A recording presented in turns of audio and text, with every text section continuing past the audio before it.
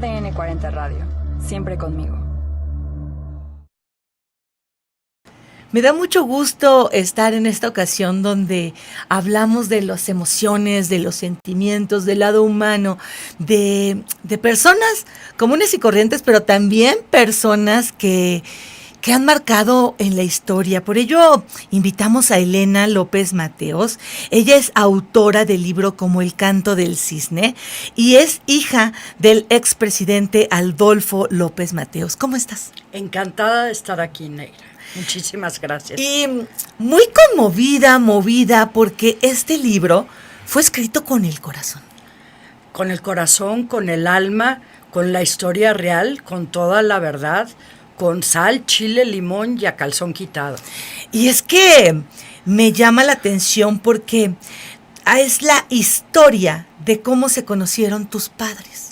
Así fue, me tocó ser la hija de Adolfo López Mateos, que era el presidente, y que bueno, tuvo un romance legendario con mi mamá, que era una jovencita de 18 años cuando se conocieron, Angelina Gutiérrez Adurní, y tuvieron la verdad una historia de amor bellísima, histórica, verídica, que ha estado llena de chismes, innuendos, leyendas falsas, mentiras, y por primera vez me atrevo, me llegó el tiempo de claridad mental y paz interior de contar mi historia con la verdad, como realmente fue el amor de mis padres, el nacimiento de mi hermano y yo, y lo que ha sido de mi vida, moldeándome con esas experiencias de infancia tan extremas con las que viví, con las que crecí.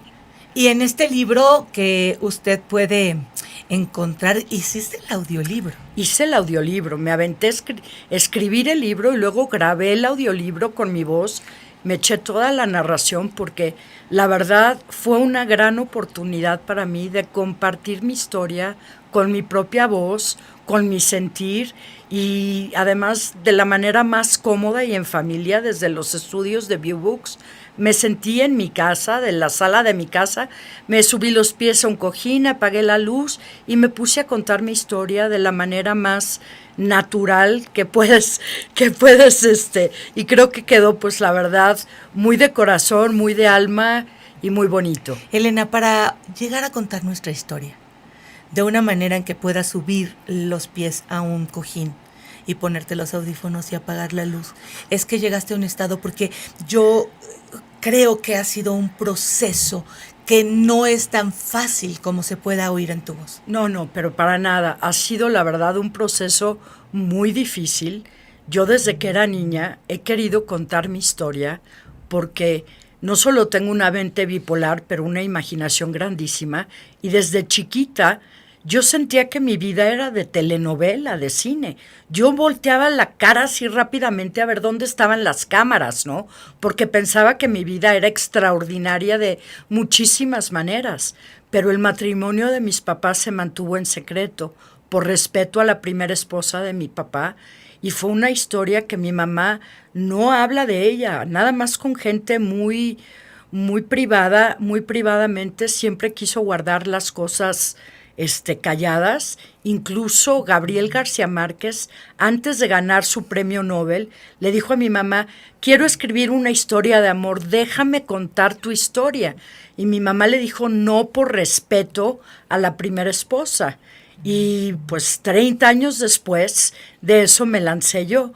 Pero te tengo una anécdota buenísima, ¿sí? Porque a los 20 años de edad mi mamá me llevó a casa de Gabriel García Márquez y a conocerlo, y para entonces él era mi escritor, bueno, máximo maximorum, ¿no? Era el día más feliz de mi vida, y yo le dije: por favor, Gabriel, escribe la historia de mis papás. Y me dijo: no, Elena, te tengo noticias. Ese tiempo ya pasó, me dijo. Yo quería escribir una historia de amor, y como tu mamá me dijo que no escribí el amor en los tiempos del cólera, pero si como tú me dices, a ti te gusta escribir, entonces es tu historia para contar. Le dije, pero yo no escribo, o sea, soy disléxica, tengo mala ortografía. Me dice, a mí también me la corrigen, que la ortografía nunca te detenga de contar tu historia. Tú sé fiel a tus sentimientos, habla con la verdad y la historia se va a contar sola cuando tenga que salir. Y 30 años después, la historia salió, y no solo eso, me dedicó su libro de Como el amor en los tiempos del cólera, y dice, para Elena, cuando todavía no era mi escritora favorita, pero casi. ¡Wow! No, o sea, Ney, ¿cómo es posible? ¡Qué cosa más maravillosa! Este es tu podcast, pero te voy a compartir algo. Ahora que hablamos de cosas. Sí. A mí me mandó un libro diciéndome de un colega en retiro.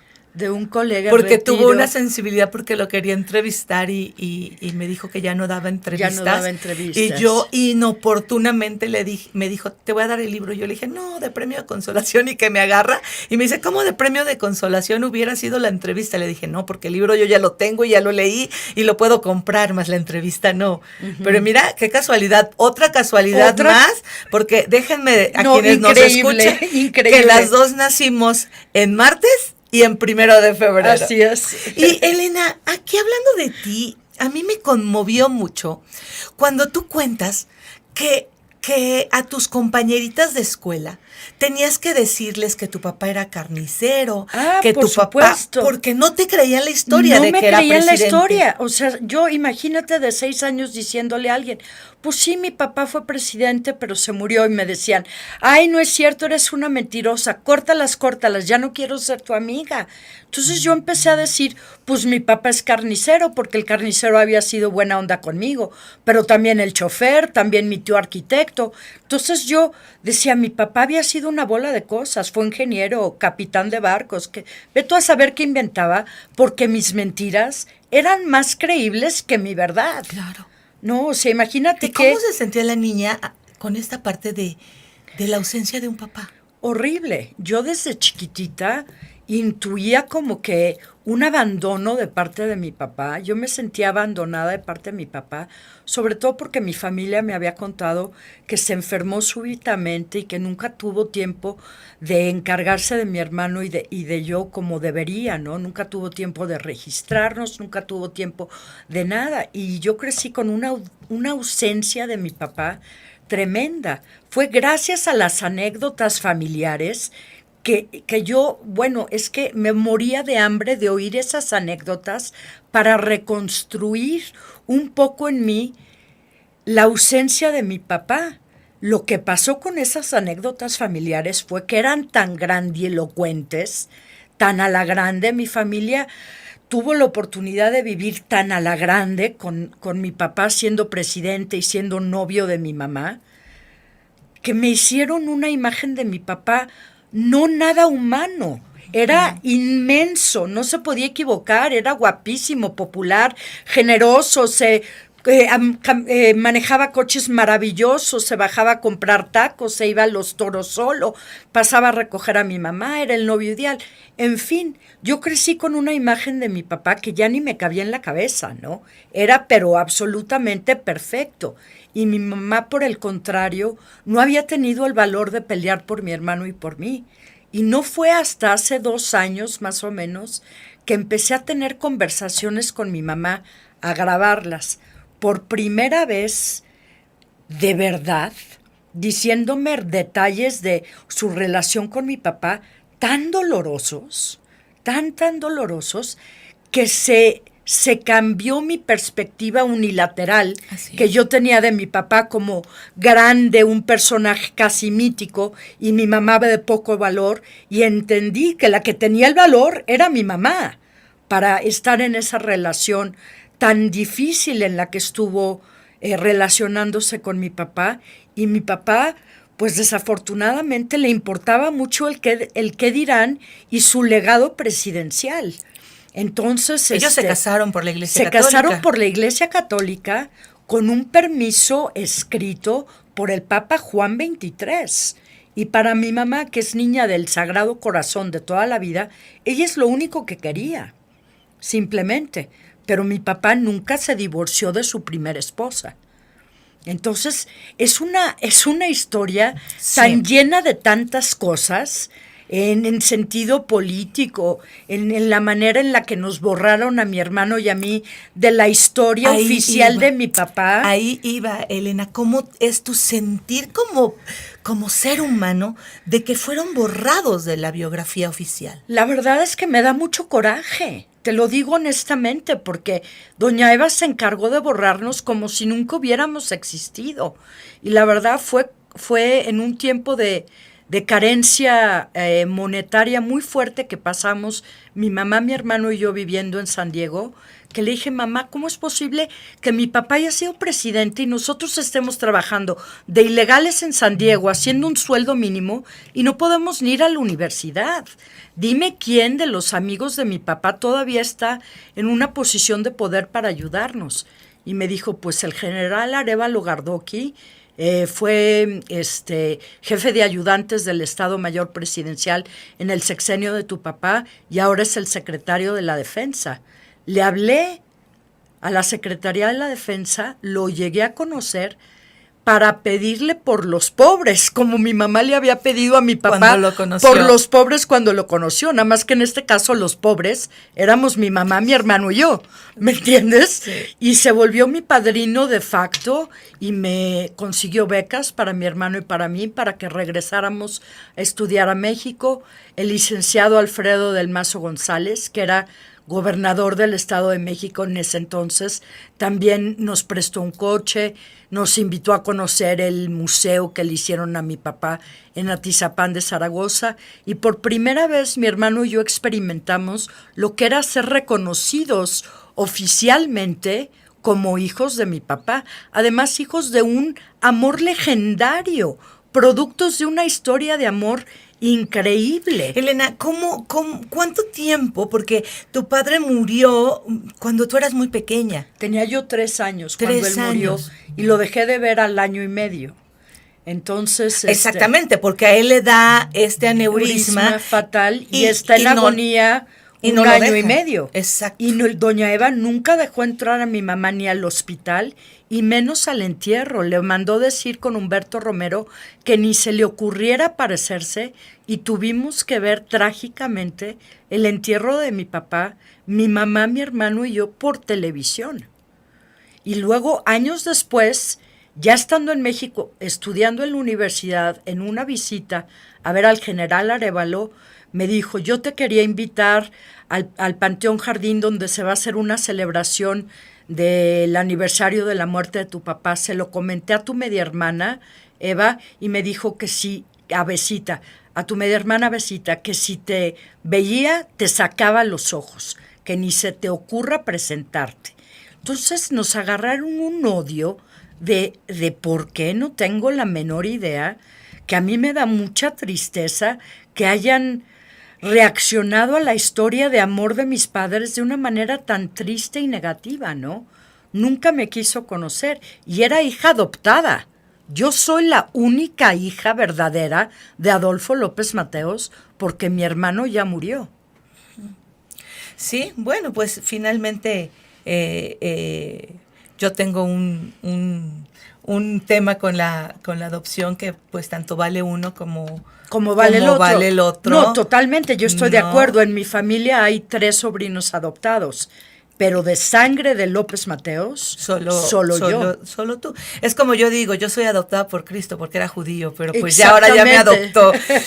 Y fíjate que aquí en la parte donde dices un amor catastróficamente, el tema, la palabra catastrófico, Elena, me hace mucho ruido. ¿Por qué lo mencionas como catastrófico? Porque la historia terminó catastróficamente. Efectivamente, cuando mi papá, en un cumpleaños de mi mamá estaba cumpliendo 27 años y se fue a despedir de ella. Yo tenía 1 año y medio y mi hermano acababa de nacer, tenía 1 mes y medio más o menos. Mi papá se sentía muy mal, ya tenía una grapa quirúrgica en el cerebro porque había tenido un aneurisma anterior y estaba desahuciado. El doctor de plano le dijo que un estornudo lo podía matar. O sea, estaba realmente grave, ¿no? Mi papá ese día, pues tenía un dolor de cabeza muy fuerte y le dijo a mi mamá cuando se despidió, cuida mucho a mis hijos, te amo como el canto del cisne. Y mi mamá no lo volvió a ver. Mi mamá en ese entonces no entendió la profundidad de ese decir adiós de mi papá. Fue años después que alguien le comentó a mi mamá cuando mi mamá le dijo, estas fueron las últimas palabras de mi esposo, que le dijo, Angelina, tú sabes que los cisnes se aparean de por vida y solo cantan una vez a su amado antes de morir. Entonces, cuando mi papá le dijo, te amo como el canto Wow. del cisne, se estaba despidiendo de ella para siempre, Neira. Sí. Para siempre. Qué fuerte y me conmueve también mucho una foto que me mostraste de tu hermano con una foto del presidente. Muchos hemos ido a Palacio y nos hemos tomado una foto con el presidente, pero el hecho de que tu hermano se Pues haya te voy a tomado... decir, es que mi hermano lo dejó de ver al mes y medio de nacido. Así es. Entonces, cuando tenía 2 años, le dijo a mi mamá, yo quiero una foto con mi papá, pero mi papá ya estaba muerto. Entonces mi mamá se le ocurrió y dijo, párate aquí enfrente del retrato y te tomo tu foto con tu papá. Y bueno, con esas cosas del destino, se tomó una foto exactamente igual, no sé, 20 años después, Sí. enfrente de un retrato de mi papá que está colgado en el Sindicato de Pilotos de México, un mes antes de morir. Entonces, esos retratos con mi papá para mí son muy significativos de niño por ternura, ¿no? Por esa ternura que me da Inocencia, sí. inocencia y ese querer tener una foto con su papá. Elena, hablas de sanar, de paz, de cicatrices y de mentiras. ¿Cómo a lo largo de estos años has podido llevar estas emociones? Pues mira, te digo la verdad, me costó mucho trabajo llegar a este momento de paz interior. Tuve que pasar por años donde me sentía yo muy insegura de mí misma, por saberme rechazada por mi papá. Y me costó mucho trabajo perdonarlo, pero perdonarlo de veras, ¿me entiendes? De a fondo, o sea, de todo el alma. Y lo perdoné cuando me fui a vivir a Bali. Y finalmente, después de que lo perdoné, fue algo tan maravilloso para mí que incluso sentí y tengo la certeza y la seguridad de que mi falta de perdón lo estaba deteniendo y que una vez que lo perdoné, su alma finalmente pudo estar libre y estar con mi hermano. No, eso lo creo fielmente. Y tuve que enfrentar mi verdad desde un punto de vista en el que dices, ok, traes un bagaje de sentimientos encontrados, amalgamados, y les tienes que dar una salida a tu alma para poner tu historia en paz. Y eso para mí, lo más catártico que me ha pasado es escribir mi historia. Sí. Escribir mi historia ya de un momento de paz interior en el cual vivo en la campiña francesa con una vida de lo más burguesa y pacheca y decir, ahora es cuando puedo hablar de mi historia, pero ya no de un momento de dolor interior, ya no de un momento de sentirme rechazada o dejada o abandonada, Claro. ¿no? Que fue lo que sentí toda mi infancia, además de que se me agudizaban estos sentires con el hecho de que soy bipolar. Entonces, la depresión y las manías constantes de toda mi vida o me hacían sentir súper mal a la personalidad que yo bauticé como la hija como la matapollos, o me hacían sentir súper bien en manía y era mi personalidad de la hija del presidente, ¿no? Y finalmente a los 34 años, con un diagnóstico correcto de bipolaridad, dije, la matapollos y la hija del presidente es enfermedad mental, ¿no? O sea, pero me encantó recibir un diagnóstico correcto, porque finalmente le pude poner nombre a ese subibaja emocional porque no que no me podía yo explicar en mi vida, ¿no? Sí. Entonces, una vez con mi diagnóstico dije, ok, bendito sea Dios, tengo una enfermedad mental y se puede tratar tanto con psicoterapia como con medicamentos maravillosos. Porque se pasaste por medicamentos, psiquiátricos, tétricos, hasta un exorcismo. Hasta un exorcismo. O sea, tuve que, no sé si tengamos tiempo, pero me gustaría contarte una historia rápida. La historia del águila dorada, perdón. Ajá. La historia del águila dorada me la contó a mí un sacerdote. Y dice que el águila dorada puede vivir hasta 70 años de longevidad, pero llega un momento en que el águila tiene que pasar por una transformación dolorosísima porque las plumas de sus alas le han crecido tanto que le pesan, ¿no? Y sus garras y su pico han crecido tanto y curviados que ya el águila no puede cazar. Y si el águila no toma una decisión de transformación, el águila muere porque ya ni puede cazar ni puede volar. Entonces el águila vuela a un risco muy alto en donde se arrancan las plumas, se quita las garras y se estrella el pico. Así y es. queda totalmente vulnerable y a lo vivo, ¿no? Ahora sí que expuesta, y el águila sobrevive, le vuelven a crecer plumas, le vuelven a crecer sus garras y su pico derechos, y el águila vuela libremente una vez más para ser águila. Y Jesús nos dice que Él nos quiere libres como águilas. ¿Y cómo somos libres? Hablando la verdad. Pero para hablar la verdad, tienes que quitarte las plumas, tienes que arrancarte las garras. Sí, O y sea, eso duele. Y eso duele, es una transformación dolorosa Sí. en la que te tienes que enfrentar a ti misma, Sí. tus verdades, y aceptarte como eres y decir, ok, toda mi niñez tuve una bola de traumas y cosas en mi cabeza que me imaginé, que aluciné, que deliré, que fueron ciertas, que mi historia es fantástica, que tengo una mente bipolar, pero en este momento presente de claridad en mi vida, cuando ya he pasado por la transformación del águila, finalmente tengo el valor de contarte mi historia y contártela en toda su verdad.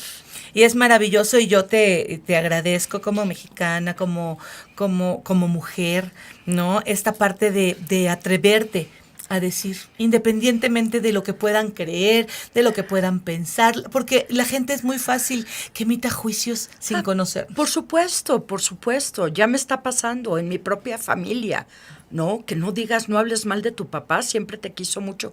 Yo estoy hablando de mi verdad. Claro. Y eso me está dando la libertad, una libertad increíble.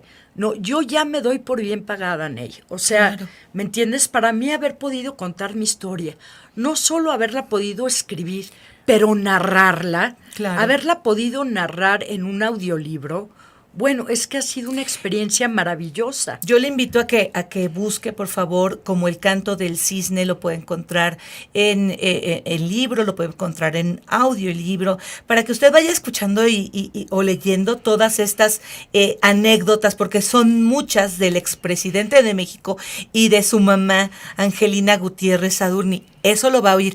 Aquí en este podcast yo quería saber qué pasaba con la hija, ¿sabes? Porque no es que hables mal de tu papá, es cómo me sentí. Exacto, es mi Me sentí sentir. abandonada. No significa que mi papá no me quiera No. o me haya abandonado. Exacto, pero es mi sentir. Porque si hubiera vivido tu papá, no sabemos. No sabemos, Si, no tengo si la te menor hubiera idea. abandonado o si hubiera ido a vivir contigo, o no lo sabemos, no fue sabemos. lo que pasó. Sin embargo, ¿qué es lo que yo sentí y cómo estoy superando eso? Porque esta parte de la figura paterna y materna nos afecta, Elena, en nuestras relaciones, en si queremos ser mamás o no, en nuestros amigos, en todo. Ney, en todo. Yo todas mis relaciones amorosas las saboteé, por ejemplo. ¿Por qué? Porque yo no quería que me abandonaran. Claro. Ese era mi miedo. Mejor yo abandono. Sí, entonces me iba súper bien, estaba llevando una relación súper chida y pum, la terminaba. ¿No? O te encontrabas gente, digo, supongo, que sí te abandonaba para que se cumpliera tu fantasía catastrófica. Y no solo eso, o sea, me juntaba con puros casados o enviciados, o me entiendes, con algún problema que no se pudieran comprometer conmigo porque yo no quería compromiso. Antes de despedirnos, cuéntanos que una anécdota de tus padres. Pues una anécdota. Además de que yo no sabía que la glorieta de la estrella, la glorieta Te voy a de San contar. Jerónimo. A ver, cuéntanos Esa eso. te voy a contar. Pues mi mamá se atrevió un día que iba a pasar el presidente por Avenida San Jerónimo a una cuadra de casa de mis abuelos. Se enteró de que el presidente pasaba por ahí para una inauguración y dijo, voy a escribir mi nombre y teléfono y voy a parar al presidente y le voy a pedir por los niños pobres de Puente Sierra. Y efectivamente lo hizo. Y donde mi mamá paró a mi papá y a su escolta presidencial a los 2 años que se construyó la unidad de Independencia, porque mi mamá se lo pidió para los niños pobres de Puente Sierra, mi papá mandó construir una fuente en forma de estrella porque para conmemorar el momento y el lugar donde mi mamá lo había parado porque se convirtió en la estrella de su vida. Entonces, la fuente de la estrella de la glorieta de San Jerónimo existe para conmemorar el momento en que mi mamá paró a mi papá y se convirtió en la estrella de su vida. ¡Guau! ¡Qué historia! Yo te voy a decir algo, Elena, sin juzgar y sin saber de tu hermana. ¿Vive todavía tu hermana? Ya murió. Ya murió. Pero bueno, en lo espiritual se puede hacer. La parte de perdonar.